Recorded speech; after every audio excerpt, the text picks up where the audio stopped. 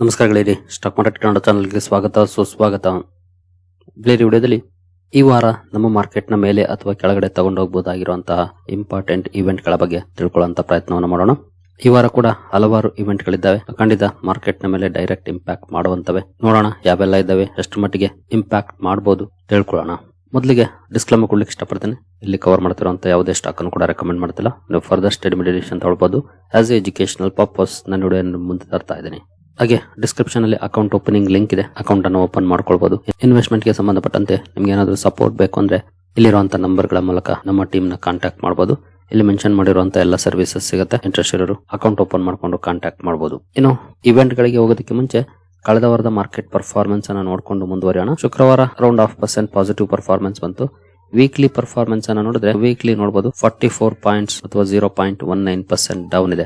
ಅಂದ್ರೆ ಒಂದಷ್ಟು positive performance ಬಂತು, ನಂತರ ಅಷ್ಟೇ ಡೌನ್ ಫಾಲ್ ಕೂಡ ಬಂತು. ನೋಡಬಹುದು ಅರೌಂಡ್ 3% ಡೌನ್ ಆಯ್ತು. ಅದರಲ್ಲೂ ಒಂದೇ ದಿನ ದೊಡ್ಡ ಮಟ್ಟದ ಡೌನ್ ಫಾಲ್ ಕಂಡು ಬಂತು. ಹಾಗಾಗಿ ಸ್ಲೈಟ್ಲಿ ಡೌನ್ ಅಲ್ಲಿ ಕ್ಲೋಸಿಂಗ್ ಕಂಡು ಬಂದಿದೆ ವೀಕ್ಲಿ ಪರ್ಫಾರ್ಮೆನ್ಸ್ ಅನ್ನ ನೋಡಿದ್ರೆ. ಇನ್ನು ಸೆನ್ಸೆಕ್ಸ್ ಕಡೆ ಬಂದ್ರೆ ಸೆನ್ಸೆಕ್ಸ್ ಅಲ್ಲಿ 5 ಡೇಸ್ ಅಲ್ಲಿ ನೋಡಬಹುದು, ಇಲ್ಲೂ ಕೂಡ 56 ಪಾಯಿಂಟ್ಸ್ ಅಥವಾ 0.08% ಡೌನ್ ಫಾಲ್ ಇದೆ. ಅಂದ್ರೆ ಸ್ಲೈಟ್ಲಿ ಡೌನ್ ಅಥವಾ ಫ್ಲಾಟಿಶ್ ಅಂತ ಬೇಕಿದ್ರು ಹೇಳ್ಬೋದು. ಆ ರೀತಿ ಪರ್ಫಾರ್ಮೆನ್ಸ್ ಹೆಡ್ಲೈನ್ ಇಂಡೈಸಸ್ ಗಳಲ್ಲಿ ಕಳೆದ ವಾರ ನಮ್ಮ ಮಾರ್ಕೆಟ್ ಅಲ್ಲಿ ನೋಡ್ಲಿಕ್ಕೆ ಸಿಕ್ಕಿದೆ.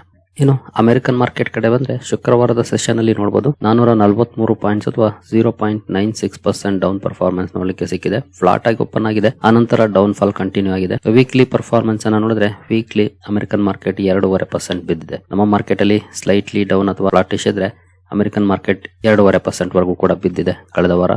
ಏನು ನಾಸ್ಟಾಕ್ ಕಡೆ ಬಂದ್ರೆ ನಾಸ್ಟಾಕ್ ಅಲ್ಲಿ ಶುಕ್ರವಾರದ ಸೆಷನ್ ಅಲ್ಲಿ 443 ಪಾಯಿಂಟ್ಸ್ ಅಥವಾ 2.01% ಡೌನ್ ಫಾಲ್ ಇದೆ. 5 ಡೇಸ್ ಪರ್ಫಾರ್ಮೆನ್ಸ್ ಅನ್ನು ಓಪನ್ ಮಾಡಿದ್ರೆ 3% ಗಿಂತ ಜಾಸ್ತಿ ಡೌನ್ ಫಾಲ್ ಇದೆ. ಒಟ್ಟಿನಲ್ಲಿ ಅಮೆರಿಕನ್ ಮಾರ್ಕೆಟ್ ಅಲ್ಲಿ ಜಾಸ್ತಿ ಡೌನ್ ಪರ್ಫಾರ್ಮೆನ್ಸ್ ಕಳೆದ ವಾರ ನೋಡ್ಲಿಕ್ಕೆ ಸಿಕ್ಕಿದೆ. ಬಟ್ ನಮ್ಮ ಮಾರ್ಕೆಟ್ ನ ನೋಡಿದ್ರೆ ಅಷ್ಟೇನು ದೊಡ್ಡ ಡೌನ್ ಫಾಲ್ ಇಲ್ಲ. ಬಟ್ ಒಳ್ಳೆ ಪರ್ಫಾರ್ಮೆನ್ಸ್ ಬಂದ ನಂತರ ಇಮಿಡಿಯೇಟ್ಲಿ ಪ್ರಾಫಿಟ್ ಬುಕಿಂಗ್ ಕೂಡ ನೋಡ್ಲಿಕ್ಕೆ ಸಿಕ್ತು. ಹಾಗಾಗಿ ಫ್ಲಾಟಿಶ್ ಅಥವಾ ಸ್ಲೈಟ್ಲಿ ಡೌನ್ ಫಾಲ್ ನೋಡ್ಲಿಕ್ಕೆ ಸಿಕ್ಕಿದೆ. ಇನ್ನು ಈ ವಾರದ ಇವೆಂಟ್ ಗಳ ಕಡೆ ಬಂದ್ರೆ ಮೊದಲಿಗೆ ದೊಡ್ಡ ಮಟ್ಟದ ನೆಗೆಟಿವ್ ಇಂಪ್ಯಾಕ್ಟ್ ಮಾಡ್ತಿರೋದು ಅಂತಂದ್ರೆ ಅದು ವಾರ್ ಅಂತೂ ಸಾಕಷ್ಟು ನೆಗೆಟಿವ್ ಡೆವಲಪ್ಮೆಂಟ್ಸ್ ಗೆ ಕಾರಣ ಆಗಿದೆ. ಈ ವಾರ ಕೂಡ ಇದು ದೊಡ್ಡ ಮಟ್ಟದ ಇಂಪ್ಯಾಕ್ಟ್ ಅನ್ನು ಮಾಡುವ ಎಲ್ಲ ಸಾಧ್ಯತೆಗಳಿದೆ. ಯಾಕಂದ್ರೆ ಸಾಕಷ್ಟು ಸುದ್ದಿಗಳಿದ್ದಾವೆ ವಾರ್ಗೆ ಸಂಬಂಧಪಟ್ಟಂತೆ. ನೋಡಬಹುದು, Trump threatens to obliterate Iran power plants if Hormuz not reopened in 48 hours. Key power plants at risk. ಅಂದ್ರೆ ನೀವೇನಾದ್ರೂ ಮುಂದಿನ 48 ಗಂಟೆಗಳಲ್ಲಿ ಸ್ಟ್ರೈಟ್ ಆಫ್ ಹಾರ್ಮುಜ್ ಅನ್ನ ಓಪನ್ ಮಾಡಿಲ್ಲ ಅಂತ ಅಂದ್ರೆ ಇರಾನ್ ನ ಎಲ್ಲ ಪವರ್ ಪ್ಲಾಂಟ್ ಗಳ ಮೇಲೆ ನಾವು ಅಟ್ಯಾಕ್ ಮಾಡ್ತೀವಿ ಅಂತ ಹೇಳಿದ್ದಾರೆ. ಅಂದ್ರೆ ಇರಾನ್ ಕತ್ತಲಲ್ಲಿ ಮುಳುಗುವಂತ ಸಾಧ್ಯತೆಗಳು ಜಾಸ್ತಿ ಇರುತ್ತೆ in case straight of Hormuz open ಮಾಡಿಲ್ಲ ಅಂತ ಅಂದ್ರೆ ಅನ್ನುವಂತ ವಾರ್ನಿಂಗ್ ಅನ್ನ ಡೊನಾಲ್ಡ್ ಟ್ರಂಪ್ ಕೊಟ್ಟಿದ್ದಾರೆ. ನೋಡಬಹುದು, ತಮ್ಮ ಟ್ರೂತ್ ಸೋಷಿಯಲ್ ಮೀಡಿಯಾ ಪ್ಲಾಟ್ಫಾರ್ಮ್ ಅಲ್ಲಿ ಇದನ್ನ ಹಂಚಿಕೊಂಡಿದ್ದಾರೆ. ಪೊಟೆನ್ಶಿಯಲ್ ಟಾರ್ಗೆಟ್ ಅಂತ ನೋಡೋದಾದ್ರೆ Damavand combined cycle power plant 2860 megawatt ಸಾಮರ್ಥ್ಯ ಇರುವಂತದ್ದು ಟೆಹರಾನ್ ಅಲ್ಲಿದೆ. Kerman Ramin steam power plant, Nika power plant, Shahid Mohammad Montazeri power plant, maybe ಈ ಮೇಜರ್ ಪವರ್ ಪ್ಲಾಂಟ್ ಗಳ ಮೇಲೆ ಅಟ್ಯಾಕ್ ಮಾಡಬಹುದು ಅಂತ ಸುದ್ದಿಗಳಿದೆ. ಅಂದ್ರೆ ಅಟ್ಯಾಕ್ ಮಾಡ್ತಾರ ಇಲ್ವೋ ಗೊತ್ತಿಲ್ಲ, ಆದ್ರೆ ಅಟ್ಯಾಕ್ ಮಾಡಬೇಕಾಗುತ್ತೆ ಅನ್ನೋಂತ ವಾರ್ನಿಂಗ್ ಅಂತೂ ಕೊಟ್ಟಿದ್ದಾರೆ.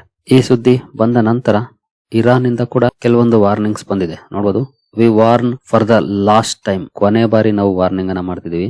Iran widens threat to US Israeli energy, IT and water infrastructure. Israel energy plant ಗಳನ್ನ ನಾವು ಟಾರ್ಗೆಟ್ ಮಾಡಬೇಕಾಗುತ್ತೆ ಅಂತ ಅವ್ರು ಹೇಳಿದ್ದಾರೆ. ಜೊತೆಗೆ ಅಕ್ಕಪಕ್ಕದ ದೇಶಗಳೇನಿದ್ದಾವೆ ಗಲ್ಫ್ ಕಂಟ್ರೀಸ್, ಅವುಗಳ ಐಟಿ ಹಾಗೂ ವಾಟರ್ ಇನ್ಫ್ರಾಸ್ಟ್ರಕ್ಚರ್ ಮೇಲೂ ಕೂಡ ನಾವು ಅಟ್ಯಾಕ್ ಮಾಡಬೇಕಾಗುತ್ತೆ ಅಂತ ಹೇಳಿದ್ದಾರೆ. ಅಂದ್ರೆ ಈ ಮೂಲಕ ಬೇರೆ ದೇಶಗಳು ಅಮೆರಿಕ ಹಾಗೂ ಇಸ್ರೇಲ್ ಮೇಲೆ ಪ್ರೆಷರ್ ಹಾಕ್ಲಿ ಅನ್ನೋ ರೀತಿಯಲ್ಲಿ ಅವರು ಕೂಡ ಥ್ರೆಟನ್ ಮಾಡಿದ್ದಾರೆ. ಅಂದ್ರೆ ಇರಾನ್ ಅವರು ಕೂಡ ಧಮಕಿ ಹಾಕಿದ್ದಾರೆ. ಒಟ್ಟಿನಲ್ಲಿ ಇವರು ಅವರ ಎನರ್ಜಿ ಪ್ಲಾಂಟ್ ಮೇಲೆ ಅಟ್ಯಾಕ್ ಮಾಡ್ತೀವಿ ಅಂದ್ರೆ ಅವರು ಮಿಡ್ಲ್ ಈಸ್ಟರ್ನ್ ಕಂಟ್ರೀಸ್ ಹಾಗೂ ಇಸ್ರೇಲ್ ನ ಎನರ್ಜಿ ಪ್ಲಾಂಟ್ ಗಳ ಮೇಲೆ ಹಾಗೂ ವಾಟರ್ ಇನ್ಫ್ರಾಸ್ಟ್ರಕ್ಚರ್ ಅಂದ್ರೆ ಡಿಸಾಲಿನೇಷನ್ ಪ್ಲಾಂಟ್ಸ್ ಏನಿದ್ದಾವೆ ಅವುಗಳ ಮೇಲೆ ಟಾರ್ಗೆಟ್ ಮಾಡಬೇಕಾಗುತ್ತೆ ಅನ್ನುವಂತ ವಾರ್ನಿಂಗ್ ಅನ್ನ ಮಾಡಿದ್ದಾರೆ. ಇದು ನೆಕ್ಸ್ಟ್ ಯಾವ ಲೆವೆಲ್ಗೆ ಹೋಗುತ್ತೆ ಗೊತ್ತಿಲ್ಲ, ಕಾದು ನೋಡ್ಬೇಕಾಗುತ್ತೆ. ಈ ವಾರದಲ್ಲಿ ನೋಡಬಹುದು, Iran's desalination threat puts gulf water supply at risk. Desalination plant ಗಳ ಮೇಲೆ ಅಟ್ಯಾಕ್ ಅನ್ನ ಮಾಡಿದ್ರೆ ಅಲ್ಲಿ ಕೆಲಸ ನಡೆದಿಲ್ಲ ಅಂದ್ರೆ ಕುಡಿಯೋ ನೀರಿಗೂ ಕೂಡ ಹಾಹಾಕಾರ ಉಂಟಾಗುವಂತ ಸಾಧ್ಯತೆ ಇರುತ್ತೆ ಗಲ್ಫ್ ಕಂಟ್ರೀಸ್ ಅಲ್ಲಿ. ಇದು ಮಿಡ್ಲ್ ಈಸ್ಟ್ ಅಲ್ಲಿ ಆಗ್ತಿರುವಂತ ಬೆಳವಣಿಗೆಗಳು. ಇನ್ನು ಇರಾನ್ ಇಸ್ರೇಲ್ ನ ನ್ಯೂಕ್ಲಿಯರ್ ಹಬ್ ಟಾರ್ಗೆಟ್ ಮಾಡಿಕೊಂಡು ಕೂಡ ಅಟ್ಯಾಕ್ ಮಾಡಿದೆ. ನೋಡಬಹುದು, Iranian missiles hit near Israel's nuclear hub as Trump issues 48-hour Hormuz ultimatum. 48 ಗಂಟೆಗಳಲ್ಲಿ ರಿಓಪನ್ ಮಾಡಬೇಕು ಅಂತ ವಾರ್ನಿಂಗ್ ಏನು ಕೊಟ್ಟಿದ್ದಾರೆ. ಅದಾದ ನಂತರ ನ್ಯೂಕ್ಲಿಯರ್ ಹಬ್ ನ ಹತ್ರ ಇರಾನ್ ನ ಮಿಸೈಲ್ ಬಿದ್ದಿದೆ. ಇರಾನ್ ಸದ್ಯದ ಮಟ್ಟಿಗೆ ಇವರ ವಾರ್ನಿಂಗ್ ಗಳಿಗೆ ತಲೆ ಕೆಡಿಸಿಕೊಳ್ಳೋ ಲಕ್ಷಣ ಕಾಣ್ತಾ ಇಲ್ಲ. ಹಾಗಾಗಿ ಈ ವಾರ ಕೂಡ ಮಾರ್ಕೆಟ್ ಅಲ್ಲಿ ಹೈ ವಾಲಟೈಲ್ ಪರ್ಫಾರ್ಮೆನ್ಸ್ ಇರುವಂತಹ ಸಾಧ್ಯತೆಗಳು ಜಾಸ್ತಿ ಇದೆ. ನಂತರ ಇನ್ನು ಒಂದು ಸುದ್ದಿ ಬರ್ತಾ ಇದೆ ಯುದ್ಧಕ್ಕೆ ಸಂಬಂಧಪಟ್ಟಂತೆನೆ.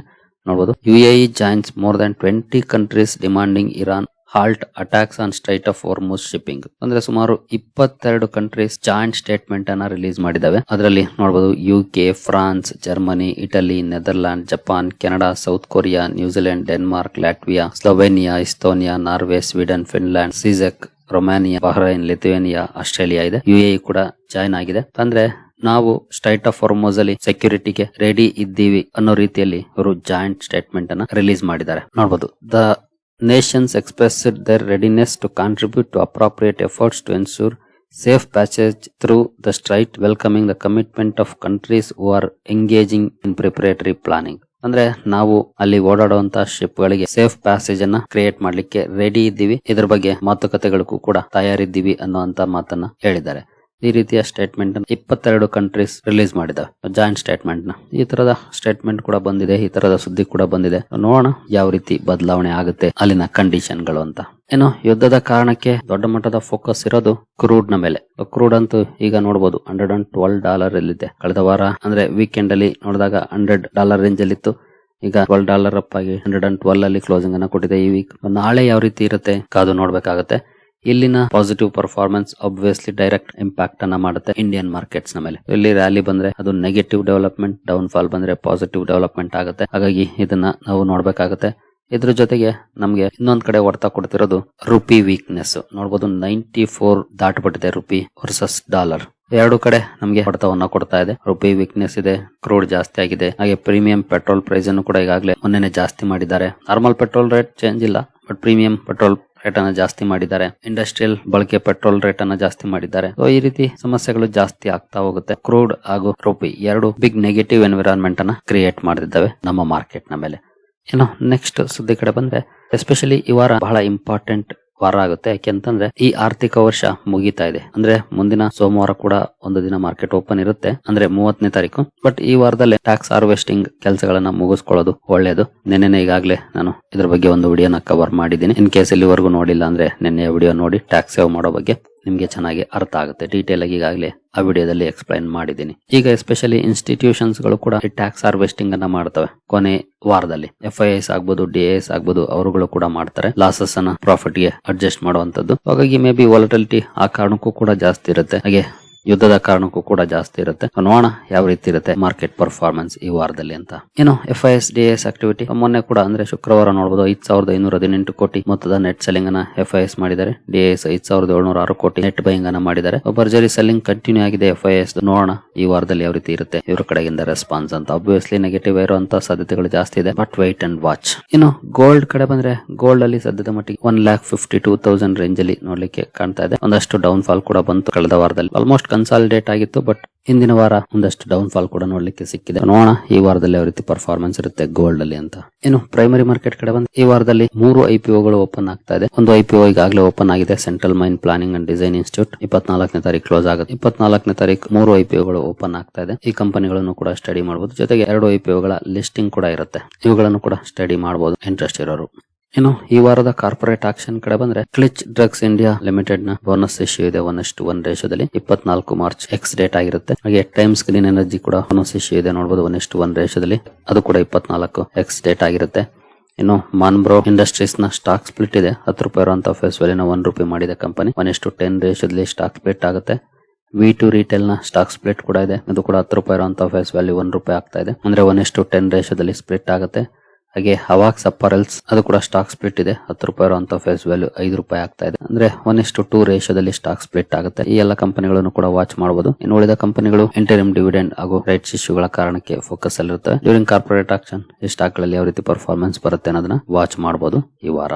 ಸರಿಗಳಿರಿ, ನಿಮ್ಗೆ ಏನಾದ್ರು ಸ್ಟಾಕ್ ಮಾರ್ಕೆಟ್ ಬಗ್ಗೆ ಕಲಿಯುವಂತ ಆಸಕ್ತಿ ಇದ್ರೆ ನಮ್ಮ ತರಬೇತಿ ಕಾರ್ಯಕ್ರಮ ಇದೆ. ಇಂಟ್ರೆಸ್ಟ್ ಇರೋರು ಸೇರ್ಕೊಳ್ಬಹುದು. ಇದು 6 ತಿಂಗಳ ಪ್ರೋಗ್ರಾಮ್ ಆಗಿರುತ್ತೆ. ಪ್ಯೂರ್ಲಿ ಎಜುಕೇಶನಲ್ ಕಂಟೆಂಟ್ ಅನ್ನ ಹೊಂದಿರುತ್ತೆ. ಇಲ್ಲಿ ಯಾವುದೇ ರೀತಿ ಸ್ಟಾಕ್ ರೆಕಮೆಂಡೇಶನ್ ಇರೋದಿಲ್ಲ. ಆದ್ರೆ ಒಂದೊಳ್ಳೆ ಕಂಪನಿಯನ್ನ ಹೇಗೆ ಹುಡುಕ್ಬೇಕು, ಏನೆಲ್ಲ ಸ್ಟಡಿ ಮಾಡಬೇಕು, ಹೀಗೆ 10 ಹಲವು ವಿಷಯಗಳನ್ನ ಒಳಗೊಂಡಿರುತ್ತೆ. ಇಂಟ್ರೆಸ್ಟ್ ಇರೋರು ಇಮೇಲ್ ಮೂಲಕ ಸಂಪರ್ಕ ಮಾಡಬಹುದು. ಸರಿಗಳಿರಿ, ಈ ಎಲ್ಲ ಅಪ್ಡೇಟ್ಸ್ ನಿಮ್ಗೆ ಇಷ್ಟ ಆಗಿದೆ ಅನ್ಕೊಳ್ತೀನಿ. ಹಾಗೆ ಡಿಸ್ಕ್ರಿಪ್ಷನ್ ಅಲ್ಲಿ ಅಕೌಂಟ್ ಓಪನಿಂಗ್ ಲಿಂಕ್ ಇದೆ. ಅಕೌಂಟ್ ಅನ್ನು ಓಪನ್ ಮಾಡ್ಕೊಳ್ಬಹುದು. ಮುಂದಿನ ವಿಡಿಯೋದಲ್ಲಿ ಸಿಗೋಣ. ಅಲ್ಲಿವರೆಗೂ ಜೈ ಹಿಂದ್, ಜೈ ಕರ್ನಾಟಕ.